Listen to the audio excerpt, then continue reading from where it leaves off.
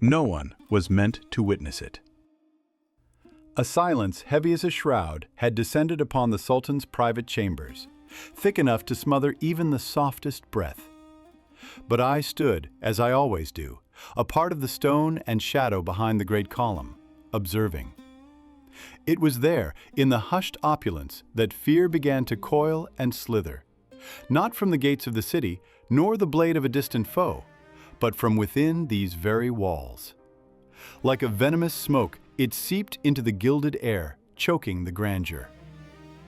His Majesty, the Caliph of the age, the shadow of God on earth, sat on cushions embroidered with threads of pure gold.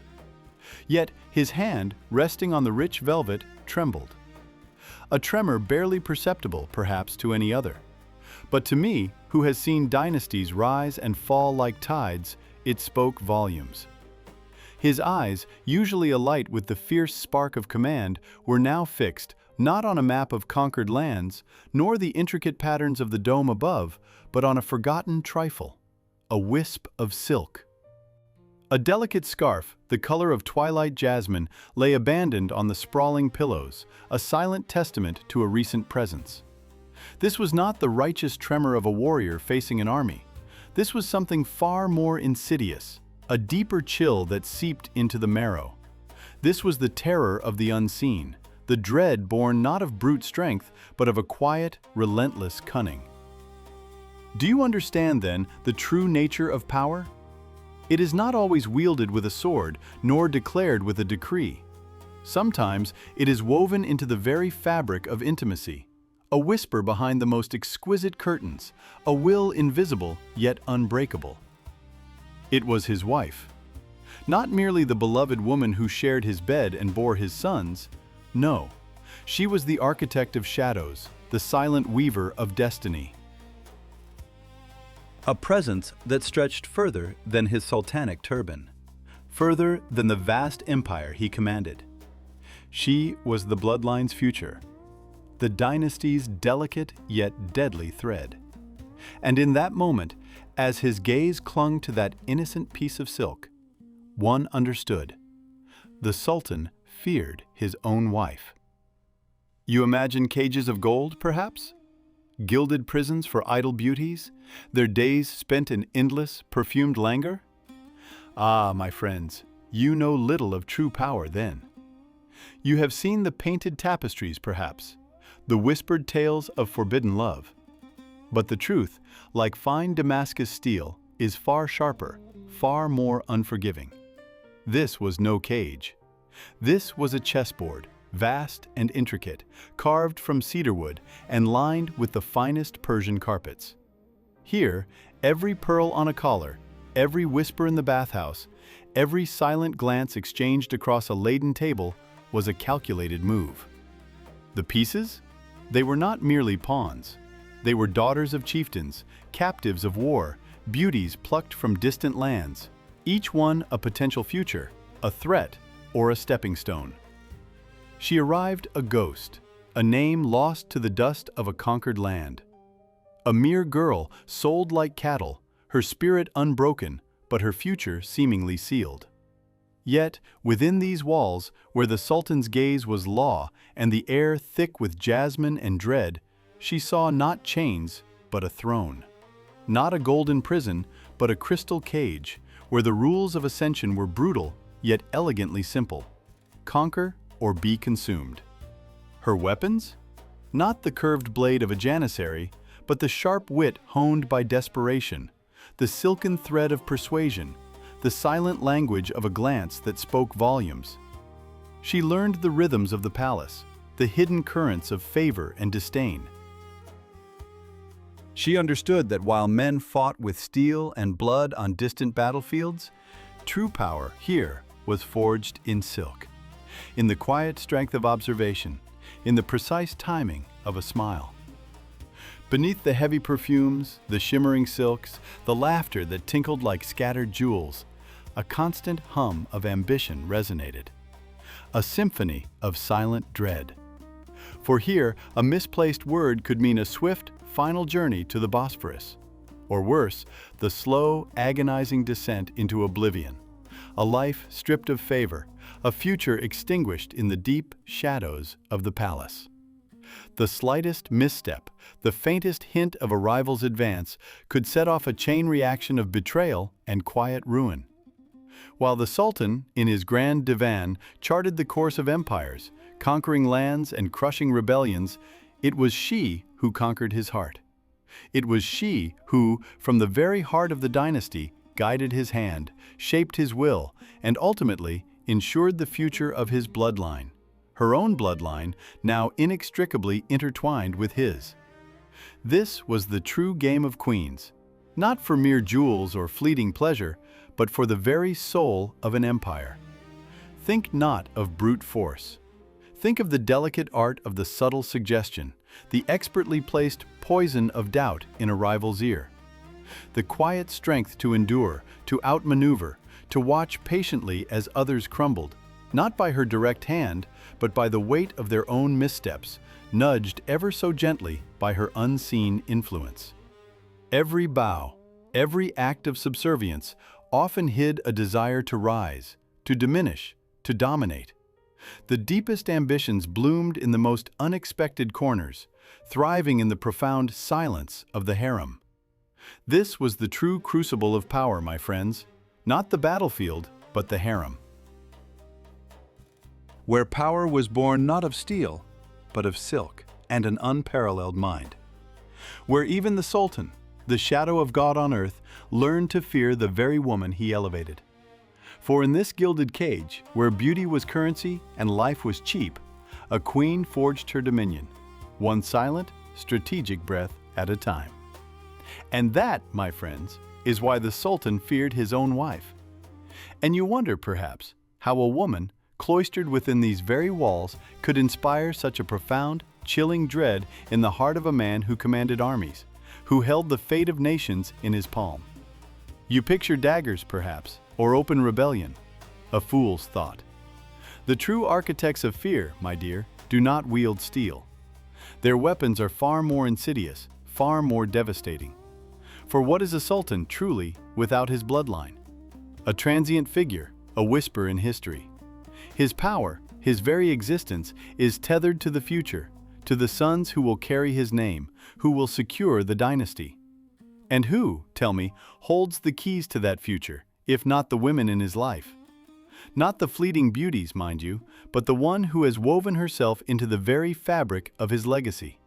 It was this absolute dominion over his posterity, that granted her a power no general could ever hope to command. A power that resonated deep within the Sultan's marrow, a primordial fear of extinction. I have seen it from this very pillar. I have watched the grand chamber, bathed in the twilight's soft glow, as a sultan, weary from the burdens of empire, would listen. A word, barely a breath, would drift from his wife's lips, a suggestion cloaked in such flawless loyalty that its true intent remained hidden to all but the keenest eye. And yet, by dawn, a decision, once thought immutable, would have shifted. A province, a vizier, a war, all swayed by a whisper. A quiet redirection of the imperial will, subtle as the rustle of silk in an empty corridor. And the favorites? The ephemeral blossoms of the harem, whose beauty threatened to overshadow the established queen. They would bloom for a season, perhaps two, their laughter echoing through the courtyards. Then, as if touched by an unseen blight, they would simply fade.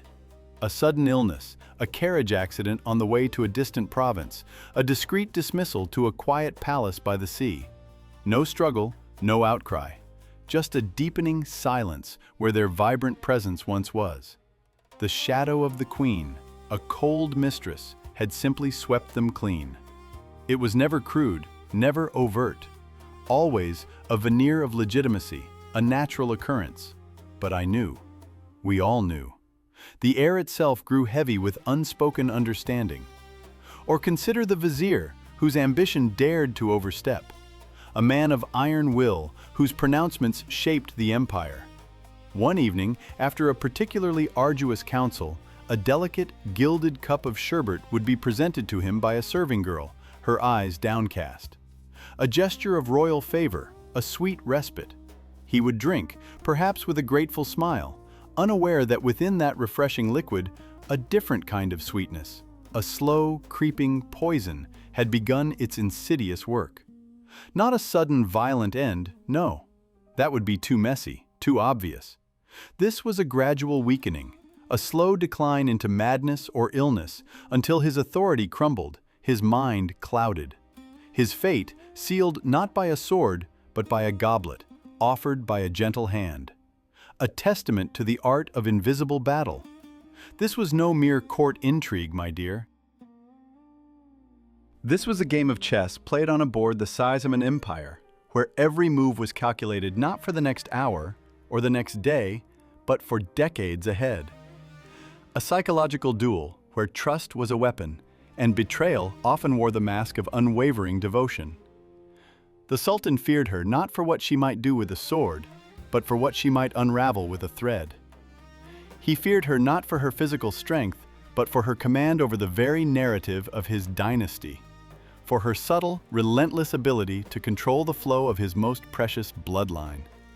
Her power was in his inability to see the true enemy, in the knowledge that her silence could be the loudest verdict, and her seeming submission the deadliest trap. He feared the unseen, the unspoken, the inevitable. He feared the truth of power, wielded not in the blazing sun, but in the deepest, most cunning shadows. There was a moment, a silence so profound it swallowed the very breath of the palace. I remember it, as if the dust of centuries had not yet settled on the scene. The air in the Sultan's chamber, usually thick with the scent of incense and ambition, grew cold, thin. He stood by his writing table, his gaze fixed not on the scrolls of state, but on a small, insignificant thing, his personal seal, the very symbol of his will, his absolute decree. It lay there, fragmented, on a parchment he had yet to touch. A decree, written, sealed, awaiting only his final glance. But it had already been enacted. Already, its invisible tendrils had begun to snake through the city, reshaping fates, deciding futures. Not by his hand, not by his command. His eyes, usually pools of fire and resolve, became mirrors reflecting a truth he had long resisted. Or perhaps it was the other truth that dawned upon him first, more insidious still. The whispers. They had begun subtly, like a draft under a silken door, stirring doubt around the name of his own son, the heir. A shadow cast upon the bloodline, a seed of betrayal planted so deftly no gardener could trace its roots. One day the heir was in favor, the next his name was a cursed murmur, his future jeopardized not by rebellion but by unseen currents. Who wove such intricate webs of deceit? Who dared to touch the very core of his dynasty? He knew. The answer was a poison, seeping into the marrow of his bones, her will. It had not merely influenced, it had permeated. Like smoke, it had seeped through the cracks in his fortress, through the guarded halls, into the very thoughts of his viziers, his guards, even his own family. Her silent commands, her unseen touch, had become an extension of his own power, yet separate, distinct, and at times utterly dominant. The throne, that gilded cage of absolute dominion, was no longer his alone. He saw it then, laid bare, the delicate, deadly dance between his authority and her unyielding will.